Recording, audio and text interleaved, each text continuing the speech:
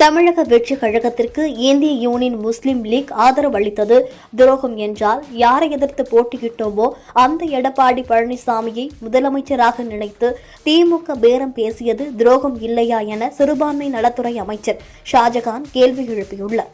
மேலும் இனிவரும் 50 ஆண்டு காலத்திற்கு தாவேக ஆட்சிதான் எனவும் திமுக துடை தெரியப்படும் எனவும் தெரிவித்துள்ளார். உங்களோடு 60 ஆண்டு கால பயணித்தோம்.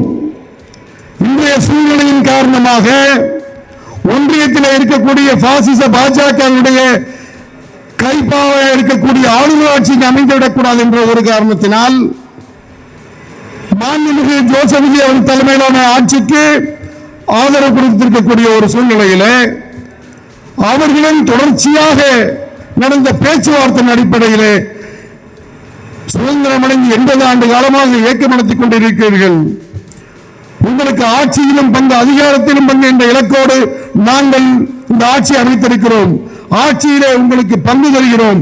ஏன் தெருமுனையில் என்று கூக்குரலிட்டு கொடிபிடித்து போராட்டம் ஆர்ப்பாட்டம் வந்து அமைச்சரவையில் நீங்கள் அமருங்கள், உங்களுக்கான வேண்டியதை நீங்கள் எடுத்துக் கொள்ளுங்கள் என்று மிகப்பெரிய மனதோடு மாண்புமிகு தமிழ்நாடு முதலமைச்சர் அவர்கள் அளித்த வாக்குறுதியின் அடிப்படையிலே அமைச்சர்கள் நாங்கள் ஏதுன்னு உங்களுக்கு பொறுக்கலையா?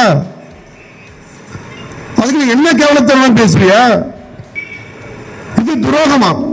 திமுக ஓட்டை வாங்கிட்டு எப்படி தாவக ஆட்சி செய்யலாம்? மே 4ஆம் தேதி தேர்தல் முடிவு வந்த பிறகு 5ஆம் தேதி காங்கிரஸ் கட்சி ஆதரவை தாவக அளித்தது. முஸ்லிம் லீக், விடுதலை சிறுத்தைகள், கம்யூனிஸ்ட் இயக்கங்கள் அமைதி காத்தன. நடக்கக்கூடிய நிகழ்வுகளை உன்னிப்பாக கவனித்தன. உங்களுடைய நிலைப்பாடு என்னவாக இருந்தது?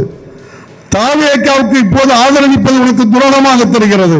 ஆனால் அந்த 5 நாட்களில் என்ன ஆனாலும் முதலமைச்சராக விஜய் வந்து விடக்கூடாது, எடப்பாடி வேண்டுமானால் வரலாம் என்று பேரம் நடந்ததா இல்லையா? அதற்கு யாரும் ஒத்துப்போகாத நிலை. அடுத்த நாள் விடுதலை சிறுத்தைகளின் தலைவர், எழுச்சி தலைவர் திருமாவளவன் அவர்களை முதலமைச்சராக்க வேண்டும் என்று நீங்கள் நாடகம் அடைந்தீர்களா இல்லையா? ஆனால் காலம் முழுவதும் அதிமுகவை எதிர்த்து, அதன் தலைவர் எடப்பாடியை எதிர்த்து அரசியல் செய்த நீங்கள் வாருங்கள் நாம் எடப்பாடியை முதலமைச்சராக்குவோம் என்று பேரம் பேசியது அது எந்த வகையில் நியாயம்? அது துரோகம் இல்லையா? இன்றைய முஸ்லிம் லீக்கை நோக்கி துரோகம் பாட்டு பாடுவது எந்த வகையில் நியாயம்? இப்போது அவங்களுக்கு பதட்டம் தோன்றுச்சு. ஆக ஆட்சி போயிருச்சு. மாண்புமிகு தமிழ்நாடு முதலமைச்சர் ஜோசப் விஜய் அவர்கள் தலைமையிலே இந்த ஆட்சி தொடர்ந்தால் அடுத்த 5 வருஷத்துக்கு இல்ல, அடுத்த 50 வருஷத்துக்கு இங்க திமுக துடை தெரியப்படும்.